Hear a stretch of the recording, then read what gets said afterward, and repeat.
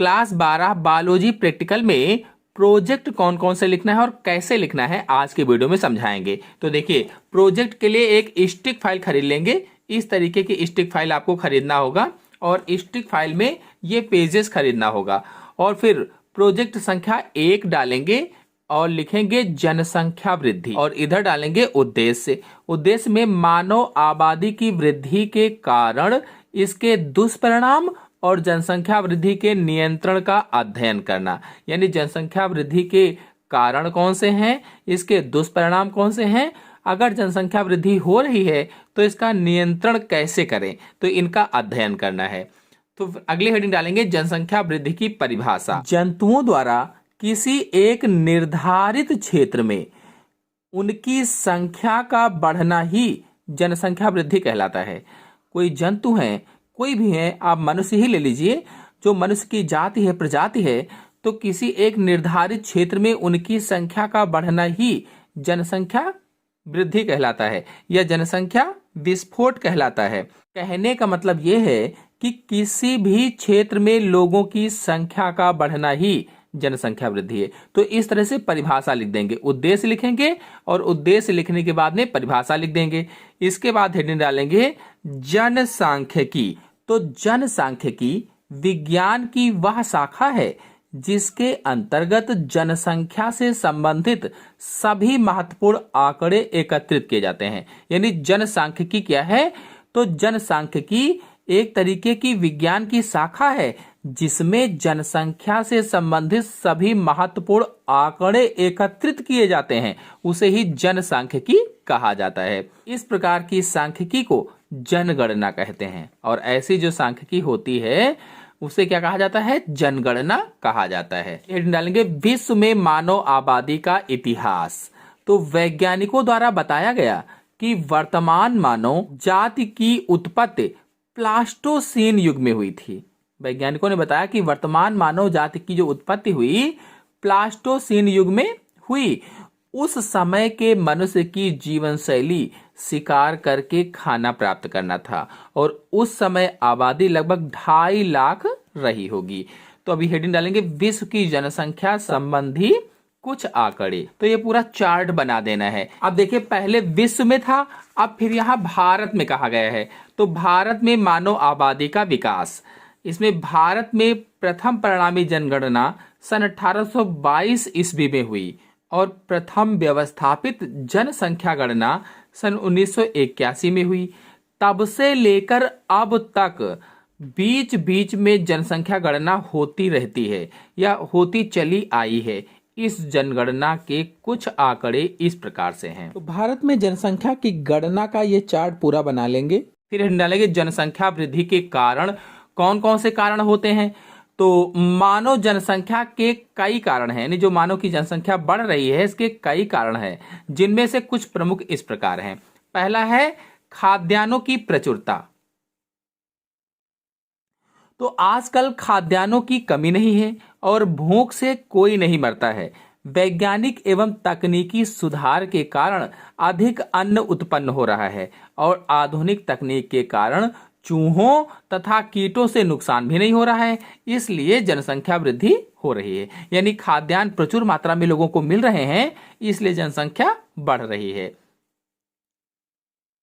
फिर अगला कारण है मृत्यु दर में निरंतर कमी। तो अकाल, महामारी, कुपोषण, भूखमरी से अब मृत्यु बहुत कम हो गई है।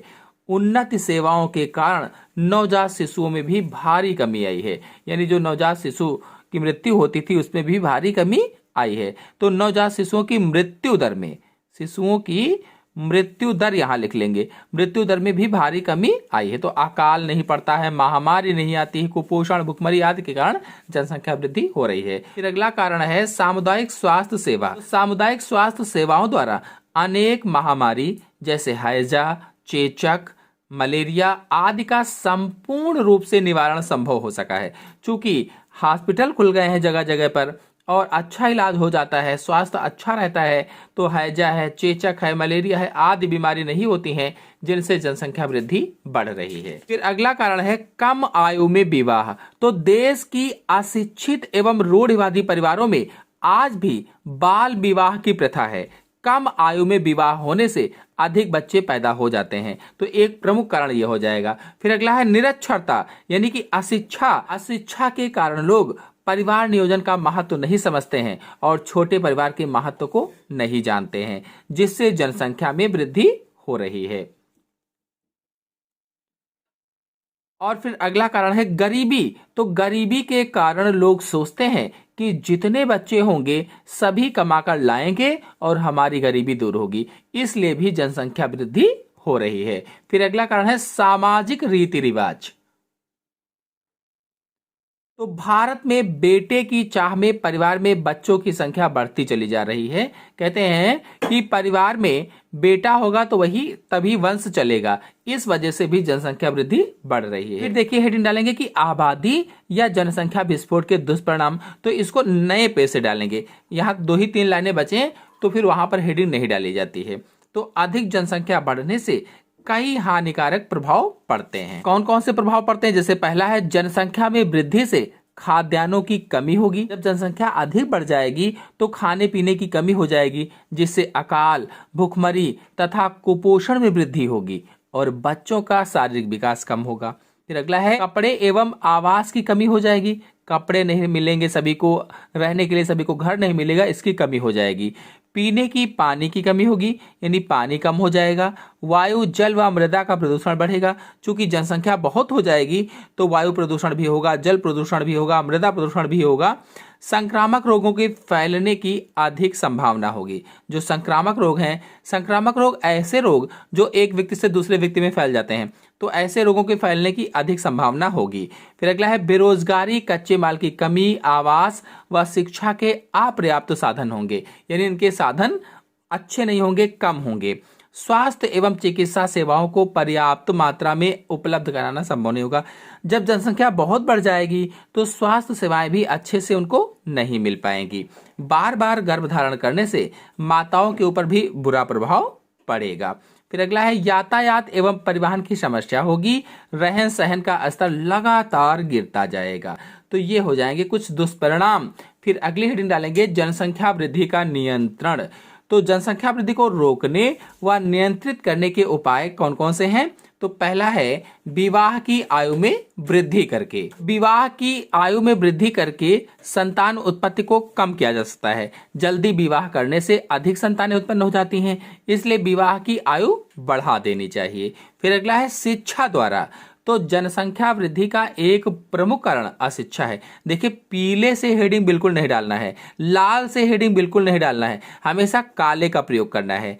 तो जनसंख्या वृद्धि का एक प्रमुख कारण अशिक्षा है। अशिक्षा के कारण लोग संतान का होना भगवान की देन समझते हैं और पुत्र प्राप्त को मोक्ष मिलेगा, ऐसी गलत अवधारणा के कारण ही जनसंख्या में वृद्धि होती है।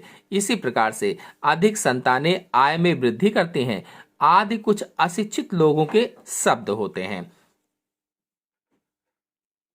फिर अगली हेडिंग है जनन नियंत्रण द्वारा संतानों के जन्म के बीच की दूरी। तो जनन नियंत्रण के द्वारा बच्चों के पैदा होने के बीच 3 से 4 साल का समय होना चाहिए। इतना समय देने से माता और बच्चे दोनों स्वस्थ रहते हैं और जनसंख्या वृद्धि भी नहीं होती है।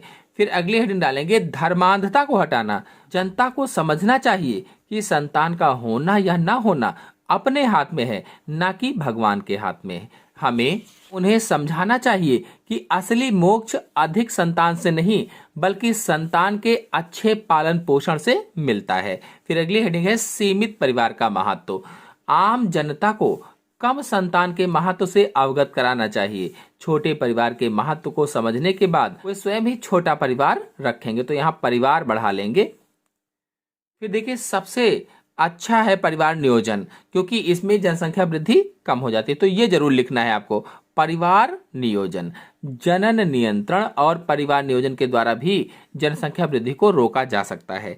जनन नियंत्रण के अंतर्गत गर्भ निरोधक विधियों का उपयोग करके जनसंख्या वृद्धि को रोका जा सकता है। परिवार नियोजन के अंतर्गत शल्य क्रिया के माध्यम से पुरुषों में नसबंदी और स्त्रियों में नलबंदी के द्वारा जनसंख्या वृद्धि को रोका जा सकता है। इस प्रकार जनसंख्या वृद्धि के कारण और दुष्परिणामों को देखते हुए उपर्युक्त विधियों की सहायता से जनसंख्या वृद्धि को रोक सकते हैं। अब देखिए पूरा एक प्रोजेक्ट हो गया है। फिर दूसरा प्रोजेक्ट संख्या 2 एड्स वाला लिखवाया गया है। तो एड्स में एड्स क्या है, तो एड्स का इधर चित्र भी बना देंगे। देखिए जो इधर तरफ सादा पेज होता है उसमें आप एक चित्र भी बना देना, और चित्र बनाने के बाद इधर लिखेंगे एड्स क्या है। तो एड्स वायरस जनित रोग होता है, विषाणु जनित रोग होता है जो रेट्रोवायरस के संक्रमण से फैलता है। यह हमारे शरीर के प्रतिरक्षा तंत्र को नष्ट करता है। रेट्रोवायरस को एड्स का वायरस या HIV वायरस कहते हैं। यह वायरस शरीर की T4 लिम्फोसाइट कोशिका प्रतिरक्षा तंत्र को छीण करता है या कम करता है, तथा हमारा शरीर रोगाणुओं के संक्रमण के प्रति असफल हो जाता है और शरीर की प्रतिरक्षा क्षमता समाप्त हो जाती है। इस रोग को सेक्सुअल ट्रांसमिटेड डिसीज या STD रोग कहा जाता है, या यौन संचयित रोग कहा जाता है।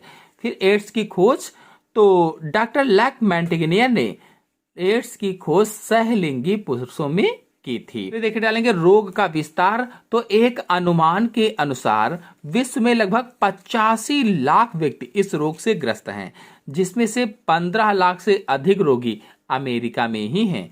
फिर एड्स का संचरण कैसे होता है, यानी कैसे फैलता है। तो एड्स का वायरस हमारे शरीर में कई प्रकार से आ सकता है, जिनमें से कुछ इस प्रकार हैं। पहला, संक्रमित व्यक्ति के साथ यौन संपर्क बनाने से हो जाता है एड्स। संदूषित सुई के प्रयोग के द्वारा भी, तो यहाँ सुई लिखना है, शरीर नहीं लिखना है। संदूषित सुई के प्रयोग के द्वारा भी एड्स हो जाता है। संदूषित रुधिर आधान के द्वारा भी एड्स हो जाता है। अंग प्रत्यारोपण के द्वारा भी एड्स हो जाता है। कृत्रिम वीर्य सेचन के द्वारा भी एड्स हो जाता है। प्रसव के समय माता से शिशु को भी एड्स हो जाता है। एड्स रोग के लक्षण कौन कौन से होते हैं, तो एड्स के संक्रमण के फलस्वरूप लिम्फोसाइट को सक्रिय करने वाली सहायक टी कोशिकाओं की संख्या में भारी कमी आ जाती है और उग्र रूप से पीड़ित अधिकांश व्यक्ति 3 वर्ष के भीतर ही अन्य संक्रमणों या कैंसर के कारण मर जाते हैं।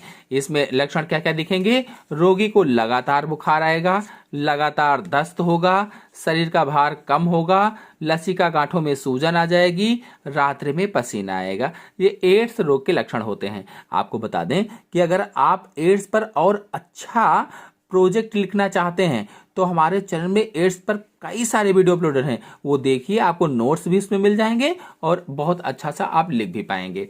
फिर रोग जनकता यानी कैसे फैलता है, तो इसके बारे में भी मैंने बताया हुआ है। आप चाहें तो इसको शॉर्ट ले लीजिए और यहीं से देखकर इसको लिख लीजिएगा। एक बार शॉर्ट ले लेंगे और देखकर लिख लेंगे। ये पूरा रोग जनकता है, इसका भी शॉर्ट ले सकते हैं इस तरह से। और फिर उपचार लिख देंगे तो उपचार का भी शॉर्ट ले लीजिए। देखिए ये उपचार में अभी इधर भी रहेगा तो थोड़ा इसका भी शॉर्ट ले लीजिए। और फिर नियंत्रण, पीले हेडिंग, लाल हेडिंग, हरी हेडिंग का प्रयोग मत कीजिएगा। फिलहाल पीली और लाल का तो प्रयोग बिल्कुल नहीं करेंगे। और यहाँ नियंत्रण है तो नियंत्रण का भी आप शॉर्ट ले लीजिए, कैसे इसको रोकथाम करें, ये देखिए। और फिर एड्स रोगियों का निरीक्षण कैसे किया जाता है, तो इसका भी शॉर्ट ले सकते हैं आप लिखने के लिए। और इसके बाद भारत में एड्स की क्या स्थिति है, तो इसका भी शॉर्ट ले लीजिए, इसको भी लिख लेंगे। तो ये 2 प्रोजेक्ट मैंने बताए। आशा है दोनों प्रोजेक्ट आपको अच्छे समझ में आए होंगे। धन्यवाद।